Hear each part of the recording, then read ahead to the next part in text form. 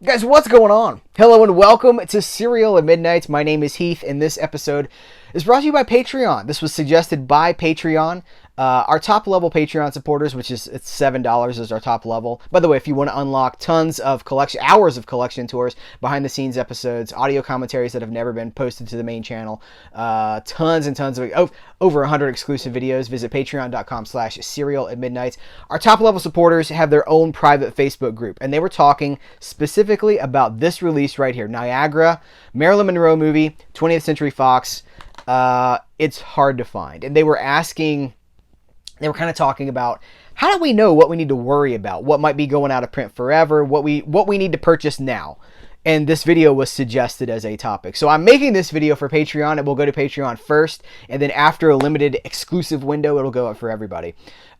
So it's a tricky conversation to have, right? Because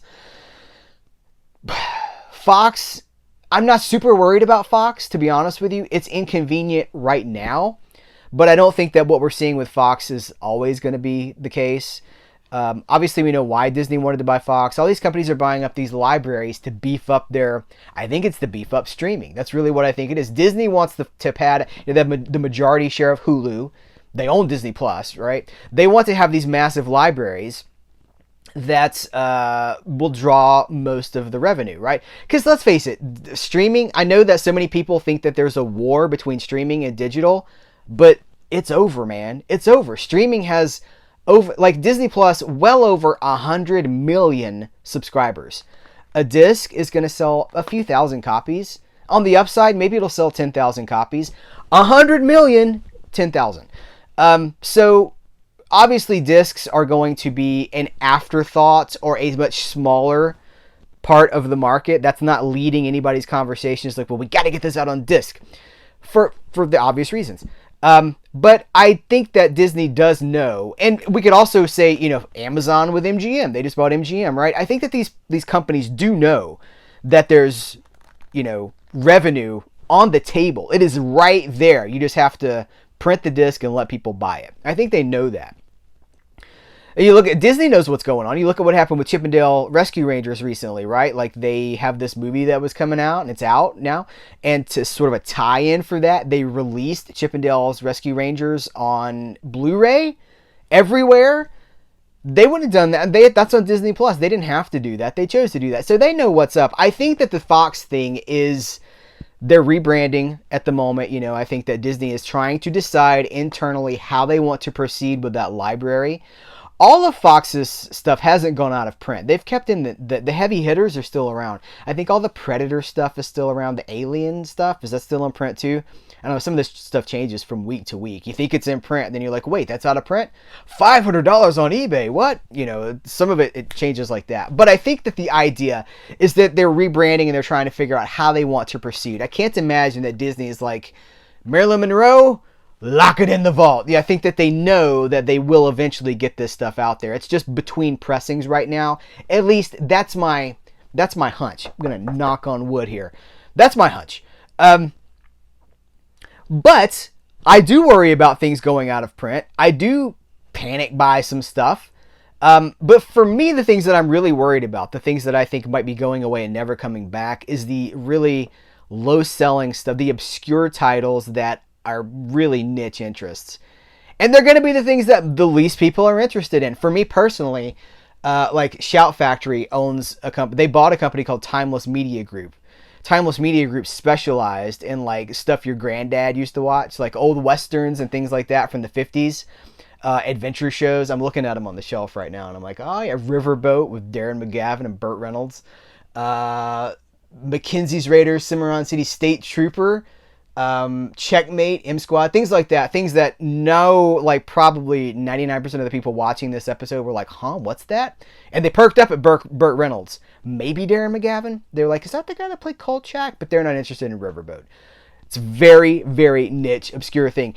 And that stuff's going, I feel like constantly Shout Factory's letting these things go. Because why pay to license something if it's not a big revenue generator? So that's the stuff that I worry about. And the things that Kino Lorber has picked up. Kino Lorber has titles. If you follow the Kino Lorber Insider on the platforms that he posts on, he'll say, this was a 500 seller. So that means it sold 500 units. It's not profitable for them to keep that in print. So who would pick up a movie that's only going to sell 500 copies? I would say nobody would. I would also say nobody should. By the time you've licensed that, if you're only selling 500 units, that is a bad business decision. And it is a business. As much as we love this stuff and as much as, the collector market is thriving, it is a business. And if you're only selling 500 units, that's a bad deal.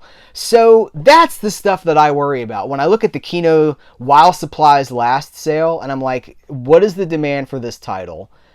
Does it ever stand a chance of getting picked back up in the future? That's when I'm buying stuff. I'm like, this is probably my last. I wish I had a good example of something to show you, but I mean, it's all obscure stuff. The Westerns, the 50s Westerns are a good idea of some of that stuff. Basically, it's the further we get from the trendier eras. 30s is having a resurgence right now, so I feel pretty good about 30s stuff, even though I hear, like, behind the scenes, I hear some of those weird Universal 30s movies that aren't necessarily horror. Things like Double Door, which I thought was great, but it talked about that in a Classic Film Flavors with Vanessa. Double Door, super creepy movie, very strange. I don't think that's doing so well sales-wise, because people are like, what's Double Door? It's not linked to Frankenstein or Dracula or a monster franchise. It's not film noir. Film noir is doing pretty well, too, as evidenced by all the box sets that keep coming out. So in this era of discovery, when so much is coming out, the stuff that's not cool is kind of quietly going off to the pet cemetery. It's just like kind of drifting off into the ether, and not a lot of people even notice because they don't even know what these movies are or these TV shows or whatever they may be. So that's what I'm worried about. But even then, I say worried. It's all on YouTube, and if it's not on YouTube, it's on some other service that I don't even mean legit service. I've said this before. Nothing is gone. Nothing ever goes away. Ever. It's all floating around us in ones and zeros. As much as I want to own some of this stuff. Okay, here's the secret. Archive.org. So much stuff is on archive.org. It's all out there. You just have to know where to look and where to find it. But of course, we do want to support legitimate releases too. We don't want to be pirates if there are people that are sacrificing, that are taking risks on this stuff. You don't want to pirate something. If somebody's trying to do hard work and legitimate effort, you want to reward that, right? But I tend not to worry so much about, I'll never see it again. I will. It's out there somewhere. But I want to support the releases that I care about. I'm glad that I have these Marilyn Monroe movies on Blu-ray, and that I didn't have to worry about it. But hey, I'll tell you what, though. I recently went on sort of a Sinatra kick, and I realized that a lot of Sinatra's movies were under the Fox umbrella. And there was a Fox box set with, 10 movies maybe. I can't remember how many, but 10 movies. So Twilight Time put out some of those in HD transfers, but at the moment, they are gone. They are nowhere to be found. They're off the table completely. So I'm glad I've got my DVD box set, because for me, I'm making videos about stuff, and I'm writing reviews about stuff, and articles, and all this stuff. So I need access to that. But it'll probably be back. Frank Sinatra doesn't stay off the table forever. You know what I mean? Like Frank Sinatra, safe bet. Marilyn Monroe, safe bet. X-Files, safe bet. These are things that will eventually make their way back to disc, and so I'm not super worried about it. But for now, it's kind of a scary time. It's kind of an uncertain time. So what can we do? Is the call to action, I guess. The call to action is buy what you care about. Maybe don't panic buy. Don't pay more than it's worth. And what it's worth, don't use eBay as a guide for what it's worth, because that's not what it's worth. What it's worth is whatever you personally are willing to pay and how much enjoyment you think you're gonna get out of it. If it's worth $50 to you, then feel good about that. But the market price does not indicate value. So much talk about value. Don't pay more than anything that you're willing to pay for something, because it's probably all going to come back. As we talked about in the video that I did with Aaron Penn, the Why Do We Collect video. If represses and things coming back into print makes you upset because your collection is less valuable, that's not great. We're here for the love of movies and the love of TV shows. We want to share that. We want this stuff to be available so people can see it and talk about it. So, I don't know. It's just a weird time in the industry right now. We're in this expansion and contraction phase. Streaming is expanding. Like 5 companies own everything now. And because of that, there are these monopolies that are forming. and stuff is like getting, it's all falling under these umbrellas where people are kind of hoarding them. They're like, well, this is our library. And then, Amazon's like, well, this is our library.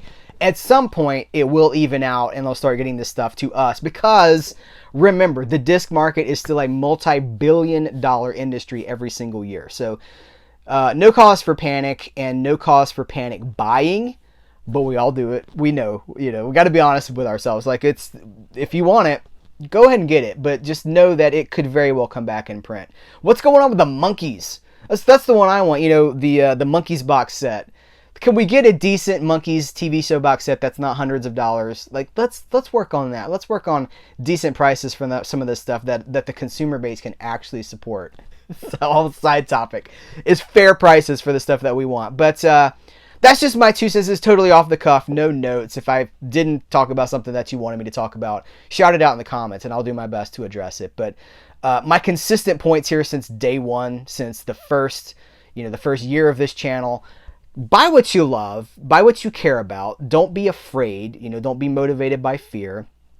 And remember that nothing ever really goes away. It will probably be back in some form at some point, unless it's super duper obscure, in which case it may be riding off into the sunset. You have to decide what that is for you. Marilyn Monroe, not super obscure. Elvis, not super obscure. Old 50s Westerns, 40s Westerns, that's getting pretty obscure. But maybe there'll be a renaissance there too. I don't know. We'll find out together. Guys, thank you so much. Take care. Until next time, I will catch you later.